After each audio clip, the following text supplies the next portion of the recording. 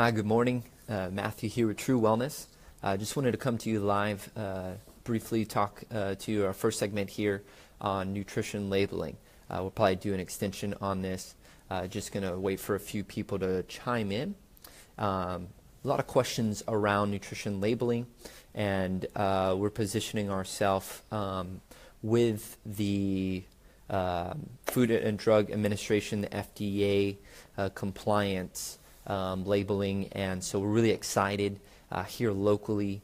We have in the state of Texas so many local products, local restaurants, and just a really incredible drive with the culinary community in regards to food establishments and so many other great finds. We're here live in San Antonio, and I just want to talk to you about a little bit of the history on this and where we're at today.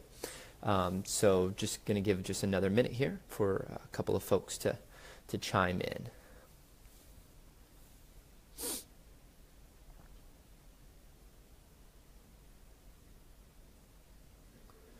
All right.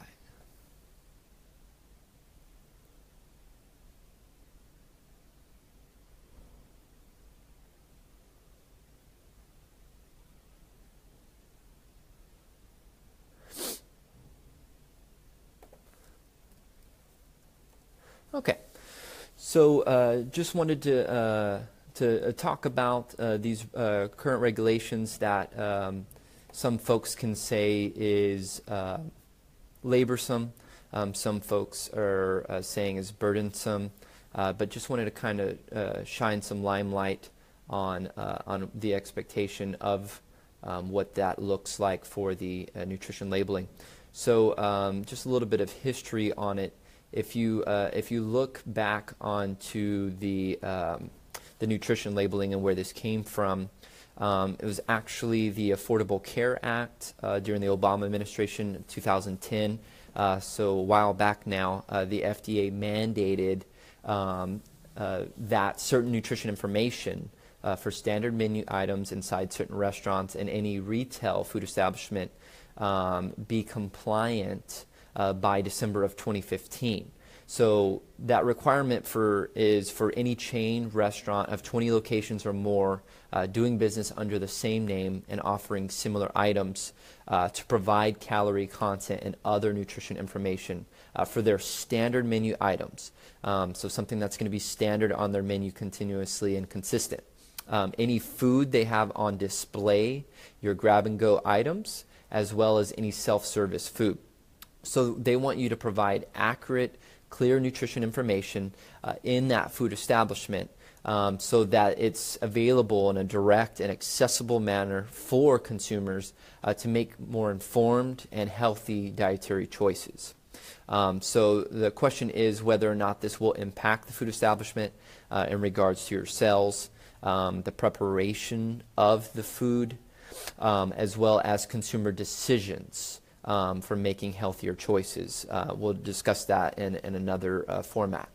But the FDA realized that they needed to extend the compliance date. So they were making effective December 2015.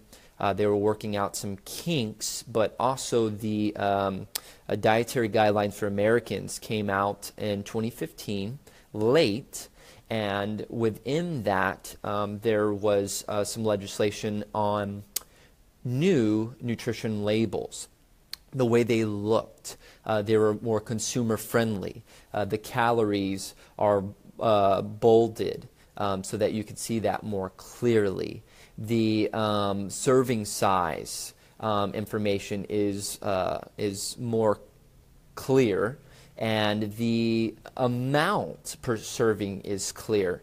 They also added a column for any package or product that you would consume the entire amount via soda, bag of chips, that you would end up consuming more than one serving more than likely.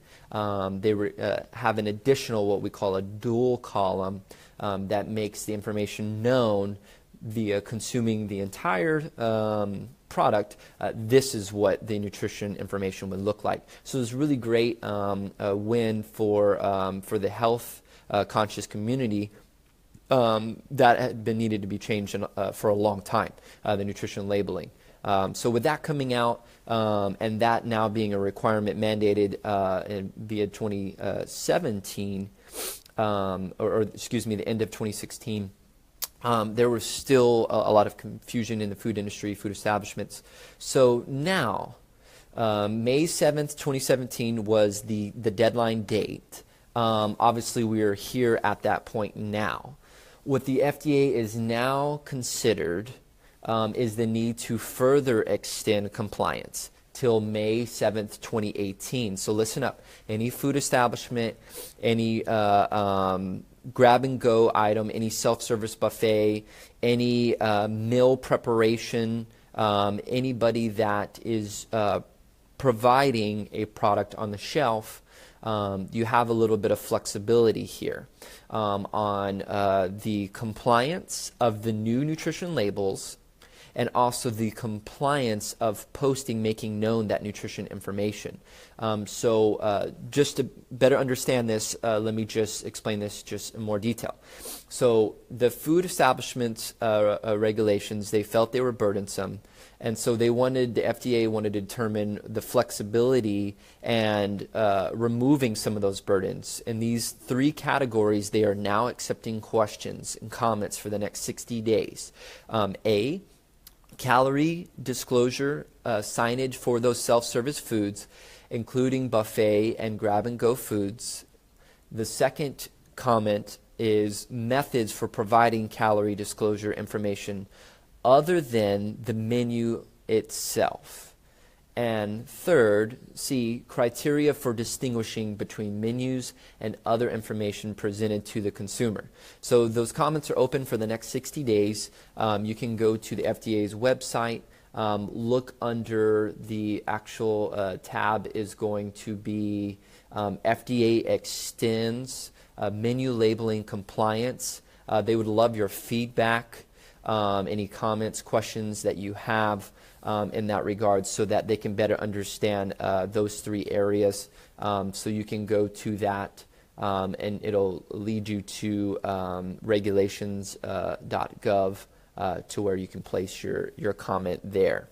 So thank you for tuning in. Just going to see if y'all have any questions here. Please place those comments below. You can find more information and we can help answer your questions at truewellnesssa.com. You can also reach us here on our Facebook page so that we can answer those questions for you if you have any. But I really appreciate your feedback, the opportunity to kind of talk a little bit, not necessarily at you, but anybody in the food industry. We're positioning ourselves as food consultants on how to best answer your questions, any needs that you have in regards to nutrition labeling, food safety requirements, and those what can seem burdensome FDA requirements, how we can seamlessly provide the information for you and be a resource to you so that you can not only be compliant, but also understand the benefits of having these things in place. Having a food safety plan helps make sure that you are going to provide safe food, which should be the primary responsibility of any food establishment. The last thing you want to do is get someone sick or be on the blacklist. Think about a childhood memory or any point in your life where you heard of somebody getting sick somewhere. More than likely, you're never going to eat there. For whatever reason, I can't tell you why, I had a memory of Burger King. Somebody got sick, and it wasn't even me. And for that reason alone, I would never eat at Burger King. Not to mention it's not really a great fast food choice. But needless to say, it's on the blacklist. My family will never eat there. So needless to say, you never want to be on that blacklist for people. Serving safe food, delicious food is so important. Being in the limelight so that customers want to continue to come to you, kind of building a trust. So we'll talk about that a little bit more in the next segment we do, answering further detailed questions about why you want to provide nutrition information, how it can really help gain consumer trust, and what consumers are looking for in that trust relationship, and you being honest and willing to be vulnerable with putting out that nutrition information, how you can really stand to gain and not necessarily lose, thinking, oh my God, our food is not healthy, no one's going to want to eat here anymore. So love to answer your questions. Put any comments that you have below.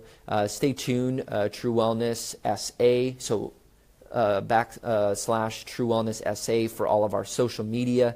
You can also find us truewellnesssa.com. Love to help you and answer any questions that you have. Thank you so much.